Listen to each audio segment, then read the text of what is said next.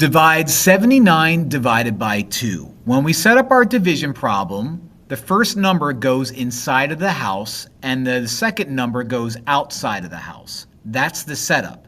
Now what we're going to do is see how many times 2 goes into 79. Let's go digit by digit. 2 goes into 7, not an even amount of times, but 3 times because 2 times 3 is 6. Now we multiply those numbers, we write them underneath, and we subtract. 7 minus 6 is 1. Now let's drop down that 9 and repeat the process. How many times does 2 go into 19?